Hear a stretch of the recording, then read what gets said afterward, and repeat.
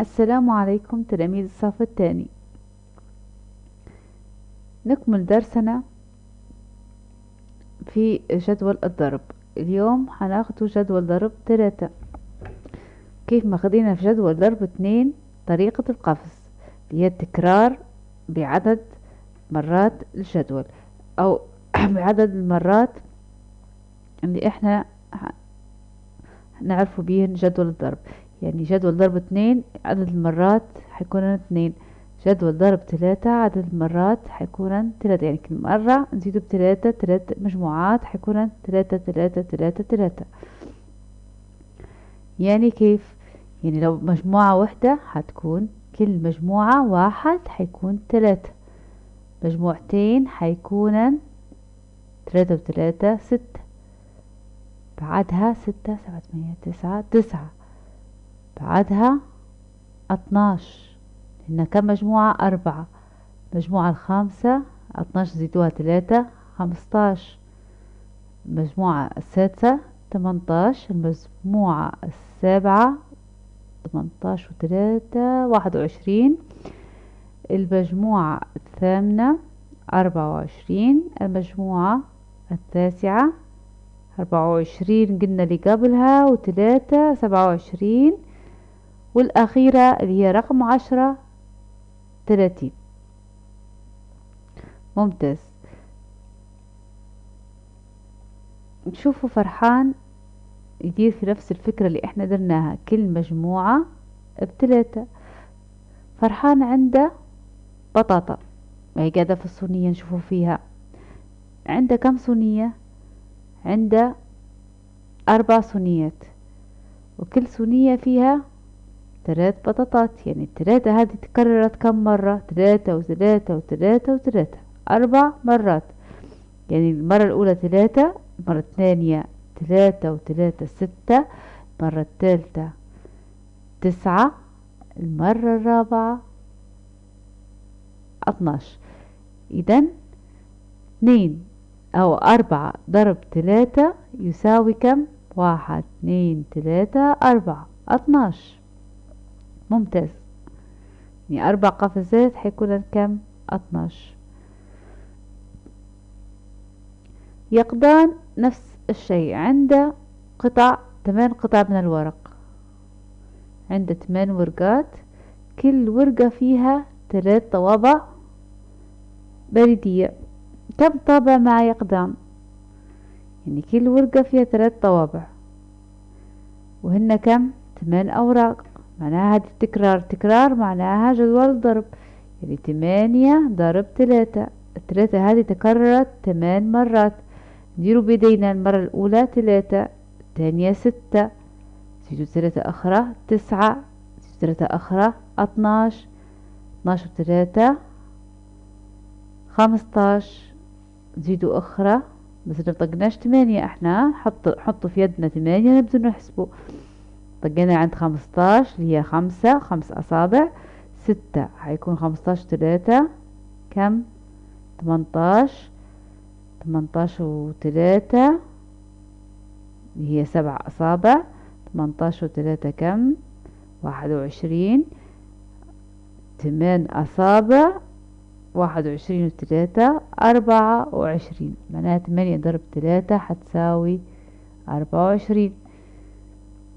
لو أنا حطيتها على خط بتاع القفزات، نقفز القفزة الأولى 3 6 9 12 15 18، رقم 7 21، 8 حتكون 24 بالتأكيد. إذا يقطان عنده 24 طابع. نفس الفكرة هذه هنستخدموها باش نحلوا المسائل الموجودات. هنكتبوا القفزات الثلاثية من قفزة واحدة إلى 10 قفزات، 3 6 كل مرة نزيدوا 3 9 12 15 18 إلى 30. 5 ضرب 3 كم يساوي؟ 5 قفزات، 1 2 3 4 5، 15.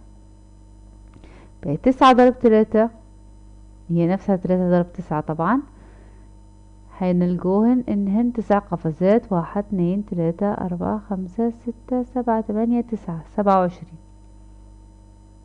نفس الشي العكس. 4 ضرب 3 12. 6 ضرب 3 1 2 3 4 5 6 18. 10 ضرب 3 هذه سهلة هي آخر وحدة 30. 2 ضرب 3 1 2 هي 6. 7 ضرب 3 1 2 3 4 5 6 7 21. ممتاز. عجرة الأعداد. عجرة الأعداد تبين لي عدد القفزات. نبدو من أول واحدة اللي هي كم؟ 3. جدول ضرب 3 هنا كم حيكون؟ 1. 1 ضرب 3 يعني القفزة الأولى حتكون 3. الثانية 6 9 12 15. هذا هو الاتجاه متاع العجلة السحرية، عجلة الأعداد. احنا نمشوا بالطريقة هذه لعند كم؟ لعند 10 اللي هي 10 في 3 هتكون 30. هيا نساعدوا فهمانا في نحلوا المسائل الموجودة هنا. بعد ما نحلوا المسائل نرتب الحروف تطلع لنا الكلمة سحرية. 8 ضرب 3 يعني 8 قفزات، صح ولا لا؟ احنا قلنا من وين نبدو؟ نكتبوا هنا 1 باش نعرفوا البداية. بعدين نبدو 1 2 3 4 5 6 7 8 هتكون 24. 7 ضرب 3 هتكون اللي قبلها طبعا 8 قبلها 7 21. 8 ضرب 3 نعودوا لها مرة ثانية درناها 24.